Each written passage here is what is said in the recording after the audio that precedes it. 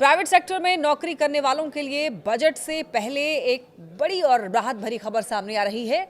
सरकार employ pension scheme यानी कि ईपीएस को लेकर एक फैसला ले सकती है, जिससे करोड़ों कर्मचारियों की रिटायरमेंट लाइफ ज़्यादा सिक्योर हो जाएगी। अब देखिए, सूत्र बता रहे हैं कि सरकार ईपीएस की सैलरी लिमिट को 15,000 रुपये से बढ़ाकर 25,000 रुपये प्रति माह कर सकती है।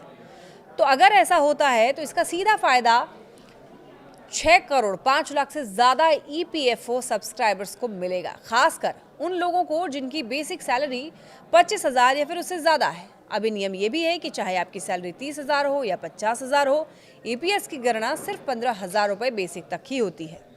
ईपीएफ में कर्मचारी और कंपनी दोनों 12-12% योगदान करते हैं, लेकिन कंपनी के हिस्से का 8.33% ईपीएस में जाता है, वो भी 15,000 की लिमिट तक। इसी वजह से हर महीने ईपीएस में सिर्फ 12,500 ही जमा हो पाता है। यही कारण है कि रिटायरमेंट के बाद मिलने वाली पेंशन को लेकर लोग अक्सर शिकायत करते हैं कि रकम बहुत कम है। अब अगर सरकार बजट में ईपीएस की लिमिट 25,000 रुपये कर देती है तो गेम जो है वो पूरी तरीके से बदल सकता है। ऐसे में ईपीएस में एम्प्लॉयर का योगदान 1250 की जगह सीधे 2,083 प्रति माह हो जाएगा, यानी हर महीने करीब 66% ज़्यादा पैसा पेंशन फंड में जमा होगा। लंबे समय में इसका असर जो है आपकी मंथली पेंशन पर साफ दिखेगा और रिटायरमेंट के बाद में आर्थिक चिंता काफ़ी हद तक कम हो सकती है।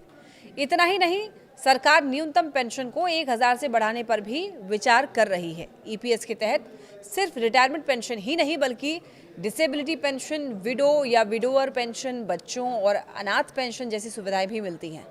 हालांकि देखिए, कुछ मामलों में माता पिता को भी इसका लाभ मिलता है। इसके बावजूद मौजूदा पेंशन राशि को काफ़ी कम माना जाता है, इसीलिए ये जो बदलाव है बेहद ज़रूरी समझा जा रहा है।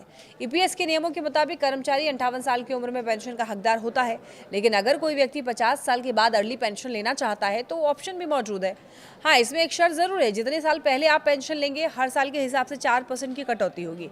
इसीलिए अर्ली पेंशन लेने से पहले कैलकुलेशन करना बहुत ज़रूरी है।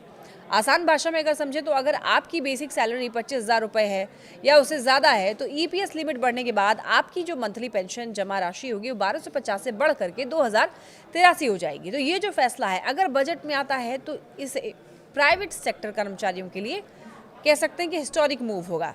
अब देखना बड़ा दिलचस्प होगा कि सरकार बजट में इस पर फाइनल मुहर लगाती है या नहीं। लेकिन इतना तो तय है कि ये जो कदम है करोड़ों लोगों को रिटायरमेंट प्लानिंग करते हैं उसको मजबूत बना सकता है।